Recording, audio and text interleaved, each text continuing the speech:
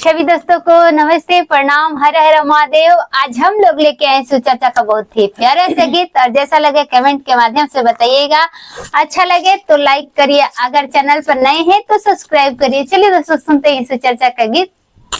फुल watch करिएगा दोस्तों, फुल watch करेंगे तभी समझ में आएगा और अच्छा भी लगेगा।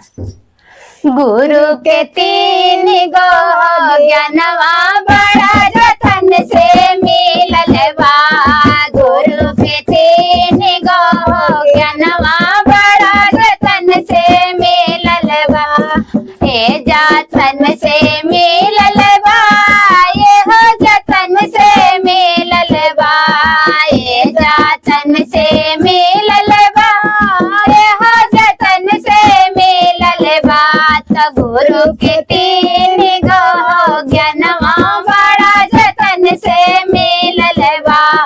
गुरु के तीन गो ज्ञानवा बड़ा जतन से मिलल बा। पहिला में दया हो मांगा, दया मांग के देखिला। पहिला में दया हो मांगा, दया मांग के देखिला। दया मांग के देखिला हो, दया मांग के देखिला।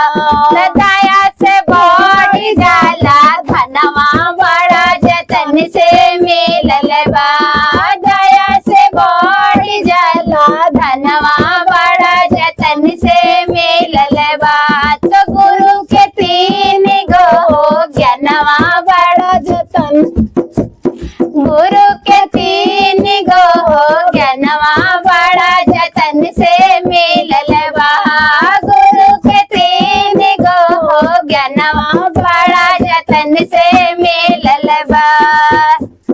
दोसारे में चर्चा करो, चर्चा कोई के देखला।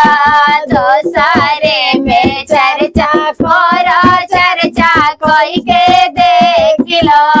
चर्चा को के देखला हो, चर्चा को के देखला।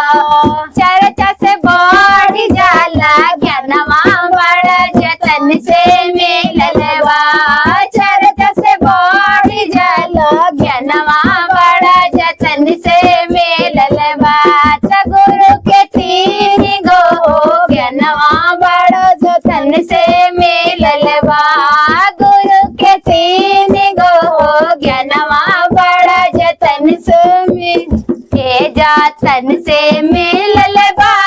ये हो रतन से मिलल बा।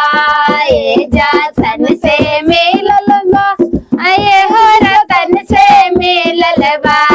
गुरु के तीन गो ज्ञानवा बड़ा जतन से मिलल बा। गुरु के तीन गो ज्ञानवा बड़ा जतन से मिलल बा। तीसरे में ना मन करा, शीश झुका के देख लो। तीसरे में ना मन करा, शीश झुका के देख लो। तीसरे में ना मन करा, शीश झुका के देख लो। तना मन से बन जाला कमवा बड़ा जतन से मिलल बा। ना मन से बन जाला कमवा बड़ा जतन से मिलल बा। तना मन से बन जाला कमवा बड़ा जतन से मिलल बा। ए जतन से मिलल बा, ए हो जतन से मिलल बा। गुरु के तीन गो ज्ञानवा बड़ा जतन से मिलल बा। गुरु के तीन गो ज्ञानवा बड़ा जतन से मिलल बा। गुरु के तीन गो ज्ञानवा बड़ा जतन से मिलल बा।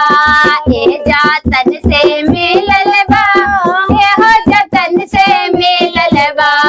ये जतन से मिलल बा, ये हो रतन से मिलल बा। तो गुरु के तीन गो ज्ञानवा बड़ा जतन से मिलल बा। थैंक्स फॉर वॉचिंग दोस्तों।